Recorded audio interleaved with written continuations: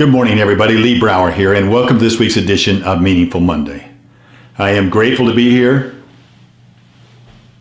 and I am glad to be here.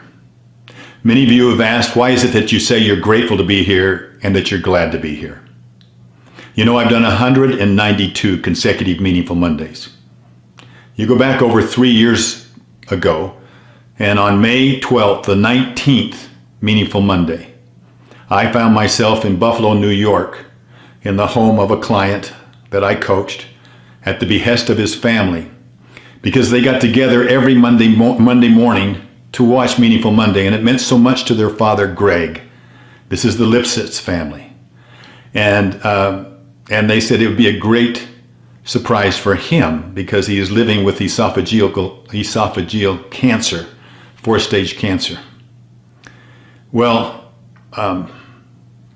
I got there, they hid me in the kitchen, and I did get to surprise him as I walked out there, and what an amazing experience that was to spend that day with them and to be able to listen to their thoughts and to their love and to their attitude.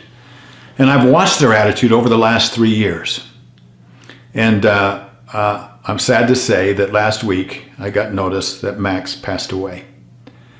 And one of his mantras that stuck with me, and I have used it in every single Meaningful Monday since, is I am glad to be here. So that's why I say, this is Lee Brower. Welcome to this week's Meaningful Monday. I am grateful to be here, and I am glad to be here. Thank you to the Lipsitz family. Condolences, yes. But thank you with extreme gratitude for the impact you've had on my life and so many other lives as well. I'll continue to follow you, and I'll continue to be glad to be here. You know, this is an appropriate time maybe to talk about wealth.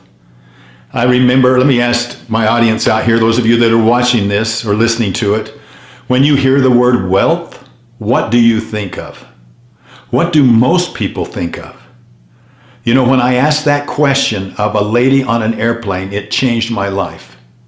I just sat down with her and we got talking, and she was telling me about the great things that was happening in her life and what it is that she did and does. And, you know, one of the questions we always ask is, what is it that you do?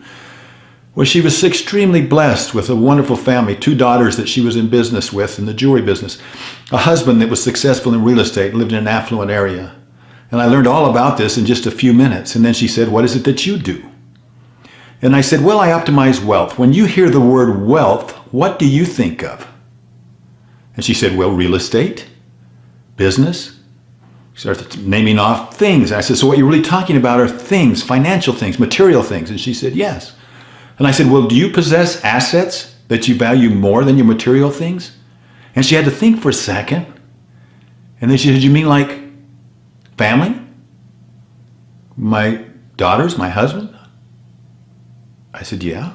I said, what we're saying is, would you trade them for more material things? No. What about my health? Would you trade that for more material things? Of course not. And then she said, I wouldn't trade my spiritual beliefs for material things. And she said, I wouldn't exchange my God-given talents for material things. She says, now that I think about it, there is so much that I would not trade. My experiences, my friends, relationships, the way that I do things, my ability to be grateful, my thoughts. There's so much I wouldn't trade for more material things.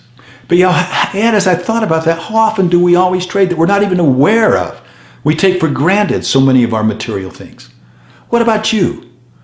I don't think you'd trade your family for more money, would you? Or your health? But do you find that you're spending way too much time away from your family? You take them for granted? Your health? You'll get healthy someday? Your spiritual beliefs? Your values? Do they ever get compromised? What do you value most? But few would know it by observing the way that you live. You know, there is true wealth, and then there is false wealth. True wealth are those things that matter most. False wealth are those things that keep our eyes off of true wealth. So my question for you this week is, what distracts you from what matters most? I'm grateful to be with you, and I'm glad to be with you. I look forward to talking to you next week. Bye-bye.